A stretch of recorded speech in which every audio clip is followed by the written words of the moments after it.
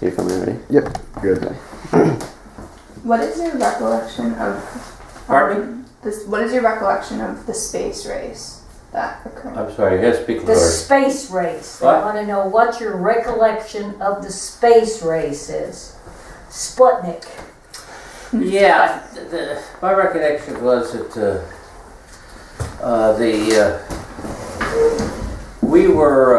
United States was not particularly doing anything, and then suddenly Russia pushed a Sputnik into the orbit in the late 50s. Okay, and that it was a kind of a feeling, national feeling, and political feeling that hey, we can't let the Russians get ahead of it, because basically we were had a Cold War at that time, and they were.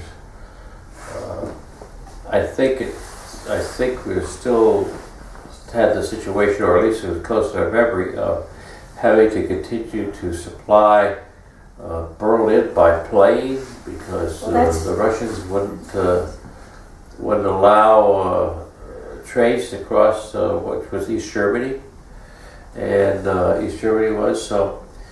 The Cold War was really something very front and center, with the late 50s and early 60s, and of course, then when Kennedy was elected, one of the first things he said, we're going to go to the moon before in this century, and they kind of revitalized the country. But I think in that area, was the crisis, and I'm not sure that they press it how much, or maybe they do. Okay, you can answer the question. The situation, the standoff between Russia and the United States on the Cuban Missile crisis. That was a very, very scary time for me personally. Really? Because the question was, there were missiles in Cuba that could hit the United States. If we decided to take them out, what would be Russia's response?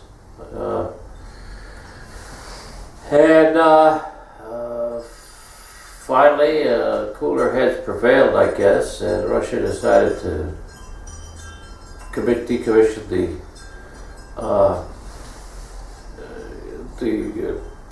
missiles that were there and take them out of Cuba. At the same time, not too well known, but it did come out later, that Kennedy had agreed to basically do the same thing in a base that was in Turkey, where the United States had missiles.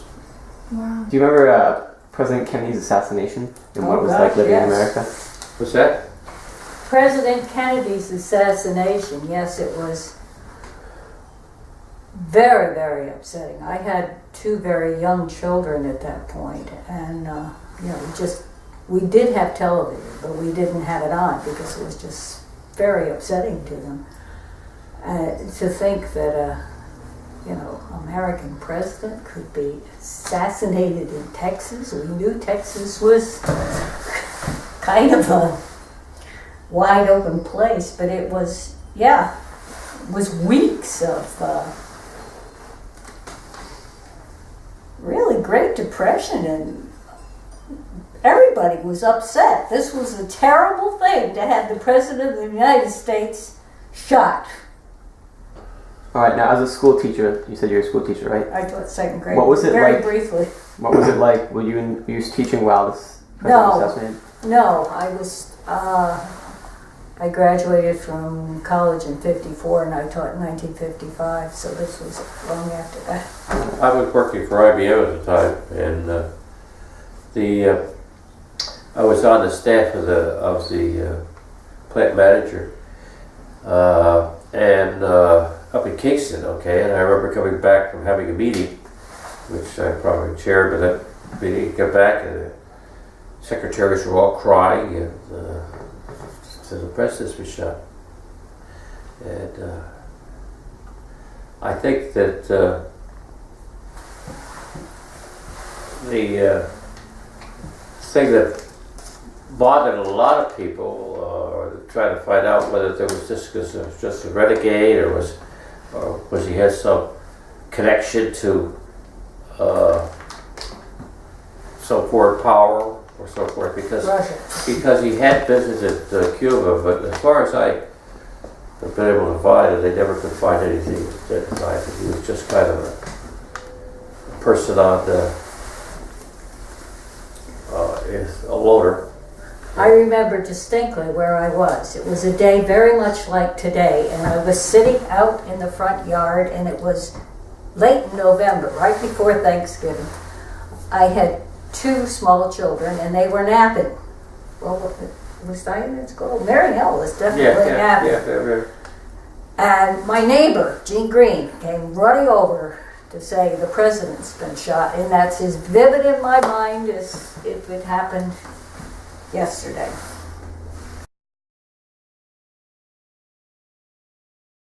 Do you have any remembrance of like the civil rights, especially since you're like a school teacher? Like, Well, I had a son who was a Presbyterian minister. When he was in college, he was always going to these protest things, and he said, I said, how come? How come you both doing? He said, I brought him up singing "Blowing in the Wind" and "If I Had a Hammer" and all these songs, and I did. I sang them a lot, so my kids were pretty involved in things. Did you just hear about a lot of what happened down in the South, like in Alabama and like the Greensboro sit-in? Well, we did have television, so yes, we were involved, but not as much as... I think I tried very hard not to have that television on too much, except because we did have small children, and I didn't want them seeing all this stuff, so I'm not sure we were quite as... I think one of the things that, I had always lived in the North, and Suzanne has always lived in the North. And while we grew up here in New Paltz, there were very few non-white people in the community. There were a few, but not many. I went to college, and we had a few black students. Bob Murray from Bob Newburgh. Murray, yeah, okay, and they were friends and so forth. But one of the things that really brought the question, okay, we had a trailer. We had the kids in the trailer. We went south of the trailer, and we're going across South Carolina, I think, and we stopped to get gas. And a black attendant came out and filled up the tank, okay? And so I turned to pay him, and he said, "Oh no, I can't take any money. See the man inside." And it just really, kind of opened my eyes to, the situation in the black problem that they had in the South. Okay, it just is something. The guy filled up your gas tank up here. You gave him the gas. Didn't make any difference whether he was what color his skin was. Oh no, I can't take it. Take the money inside. That's very... I do remember being 9 years old and going to North Carolina with my mother, taking the train down. And it was the first time I had ever seen a white school and a black school. And I just couldn't understand, well, what's a black school? Yeah. I'm not sure they called it black. I'll say, interrupt you. When you're watching TV, do you ever see a lot of stuff about the Vietnam War and all that? Or? Well, the Vietnam War, I had 4 children, 2 little boys and 2 teenage daughters, so... Well, I think I was that being a generation having been in service, okay, and feeling that, at least the initial prospects that, there was that, and a holdover from World War II, and, that we could do things right, we could make things better, and that if we didn't assist then, there would be a tremendous fallout of that would trickle on down through the rest of that end and down into where Malaysia, Singapore, Indonesia, the rest and so forth. There was a concern there, and so I think at least in the early aspect, with the information that we got from media, that basically supported it. And I remember having, as the war continued, having dinner time discussions with my kids who were questioning it. And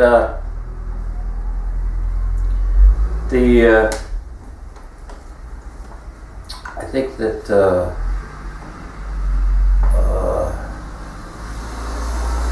there were some poor decisions made,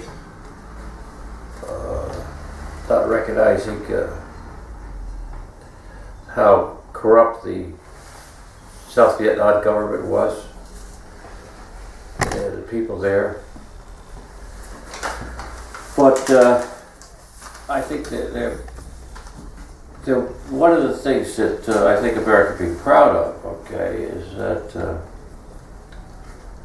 when we did walk away from there, we didn't walk away necessarily the people. There were a lot of people from South Vietnam who they accepted and brought to the United States as immigrants, okay.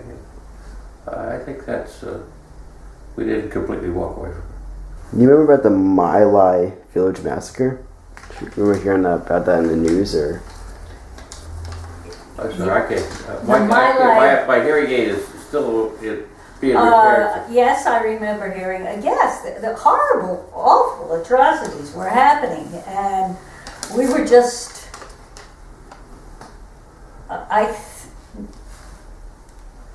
Flabbergasted that these things were happening and wondering how we're going to get out of this and what good is this possibly going to. Yeah, it wasn't a very good time. Yeah. Now those are really, really harsh topics, but what were like the good things that you can remember from like the 60s? The good things. What? The good things from the 60s. Because I know after the war... Good things to the 60s. Oh, absolutely. Okay, Oh, well, I'll it's tell you quite what. prosperity. The prosperity was pretty good. Like Well, okay. economically-wise? One of the greatest things that this country has experienced, Medicare was passed, started by Johnson in the late 50s, okay? No, Yes. no. Medicare wasn't started until after Kennedy was assassinated. Well, I've said that's 60s. Yeah, well, you said 50s. I'm sorry, about 60s. Yeah, it was after Medicare. Medicare was started, okay, and Johnson put in all for the. most part, it's been a very good program. All right. Well, talking about healthcare. Do you remember the first heart transplant ever done in the United States? Do you ever hear about that? It was South Africa, I think, the very first one. Wow. Wasn't it in South Africa? What? The first heart transplant. Yes, yes. I believe it was in South Africa, probably in the, I don't know, 70s. Yeah, this was big stuff, but Yeah. it was not happening very often. Now heart transplants are, Yeah, every day. well, pretty common, yes. Yeah.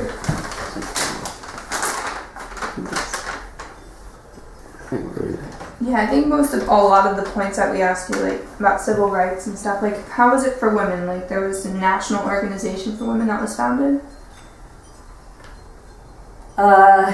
Yes. I guess I was not as involved with the women's movement as I might have been. I was busy. My sister-in-law was very involved in League of Women Voters and AAUW, and sometimes I would be involved in that. But I also had aging parents that we were taking care of, as well as 4 kids.